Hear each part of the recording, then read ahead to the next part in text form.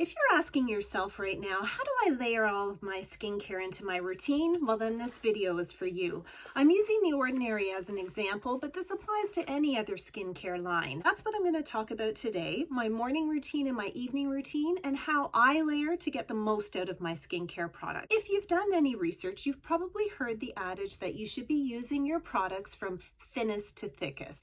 I agree with that somewhat, and I will just say this is based on my own experience. This isn't clinical research I've done in my bathroom. I tend to use minimal ingredients and use them for a strategic purpose for what I'm targeting. So for example, if I want to target oil production, that's when I bring in niacinamide. If I have a breakout, then I may use salicylic acid. If I notice my skin is getting dull, I might incorporate vitamin C in my routine. So I don't have a stagnant routine. I have best practices that I use throughout the week, but I apply them in different methodology based on what my skin needs at that particular moment in time. This is where I differ a little from those people who think you should go from the thinnest consistency to the thickest consistency. I can't say consistency. Consistency. Those that follow that belief feel that the water-based serums should gradually increase and you should put your most occlusive items at the very end of your skincare routine.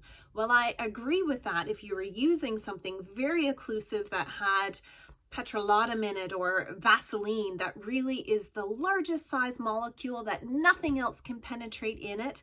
I also actually believe that when you're putting stuff on your skin, it's all mixing in there anyway. I think it's far more important to understand what the contradictions are and what not to mix together. A good rule of thumb is not to mix your direct acids, like your AHAs and BHAs, with pure vitamin C, peptide serums, or retinol products. I'll link a chart below that will explain this in detail.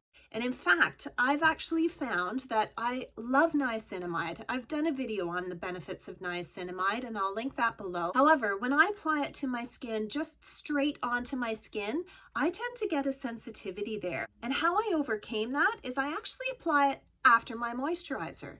So those people who say that you should go from thinnest to thickest would say that no, niacinamide doesn't belong after your moisturizer. But for me, it's what works. You have to find out what works for you. Try something. If it doesn't work, perhaps try it a different way rather than just chucking it away and saying, yeah, this product doesn't work for me. To start, the first step in any skincare routine, and that's regardless of whether it's morning or evening, is cleansing. I've already done a video on the double cleansing method, so if you'd like to review what a double cleanse is, that is my preference to start my nighttime routine. I'll link the video up here.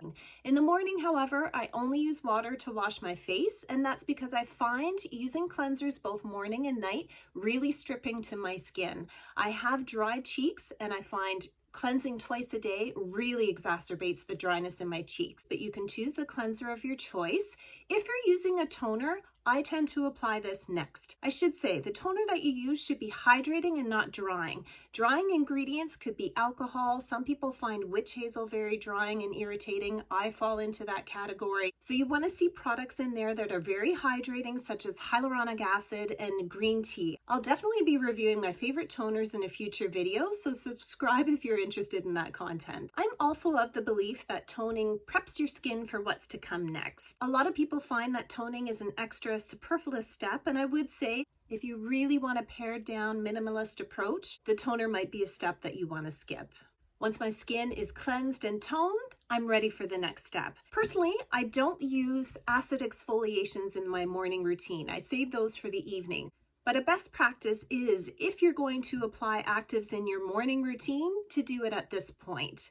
The active that I choose to use in the morning is vitamin C. On the days that I'm not doing a vitamin C treatment, this is the step in my routine, I would apply water-based serums. So for example, if you're using something with a hyaluronic acid in it, I would put it here. Or if you're using a peptide serum, such as Matrixyl or the Buffet or Buffet plus copper peptides, I would put that in my step here as well. For those of you using niacinamide for oil production and redness reduction, I would also put that at this point in the routine. A moisturizer of your choice to lock in everything that you've put underneath.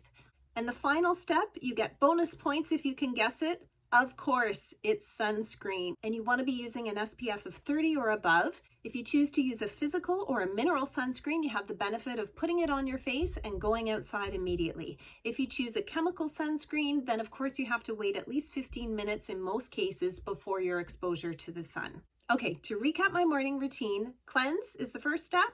Second is a toner if you're using one, and I would suggest a hydrating toner.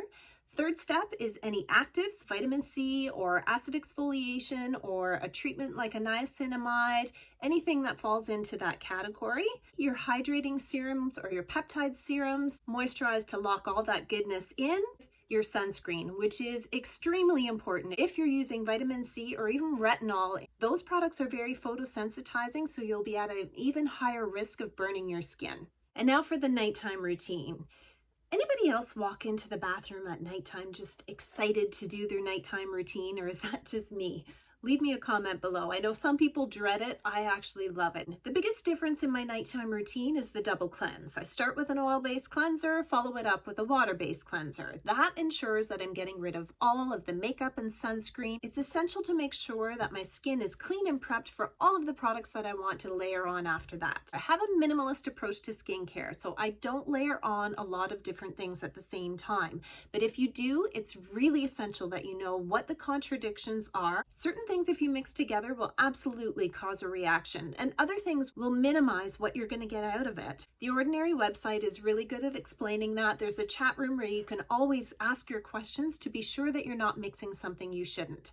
That being said, science evolves over time. So at one point in time, research really supported not mixing niacinamide and vitamin C, and now that's considered to be okay. So that's why it's really important to do your research current. And who knows, by the time you watch this video, there could be different research that's already shed light on new things that we have to be aware of.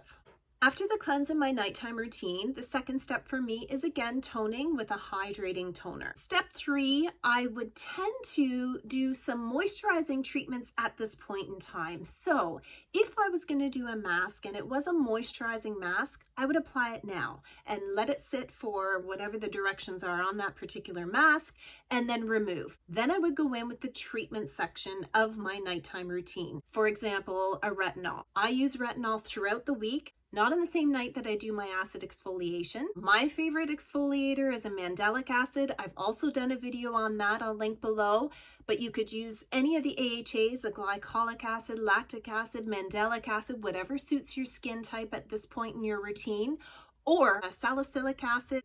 And also if I'm using niacinamide, I'm just very careful. I know my skin, I know what I can't mix. So in order to keep it very minimal, I will not mix anything in that treatment section of my routine. If I'm using an eye serum or an eye treatment, I would do that at this point. Then I would moisturize, and this is where I've just found that little trick. If I'm using niacinamide, I apply it after my moisturizer. For those of you who like to use face oil, in the past I've tried rosehip seed oil and squalene oil. I just don't have the best result with it for me, but I would love to hear in the comments below if you get a lot of benefit from using face oils. That would be the absolute last step in your routine. Okay, wait, no, not the absolute last step. The last step for me is a lip treatment. That's the very last thing I do before I get into bed. Have I actually made this more complicated than helpful? The general rule of thumb is pay attention to your skin. Do not combine ingredients that don't mix well together. And I'll link some videos below from people like Cassandra Bankson, Dr. Dre, and Dr. Vanita Rattan, who explain some of the science behind this as well. If you like a minimalist approach to skincare, then you're probably in line with what my channel is about. Please subscribe to my channel for more information similar to today.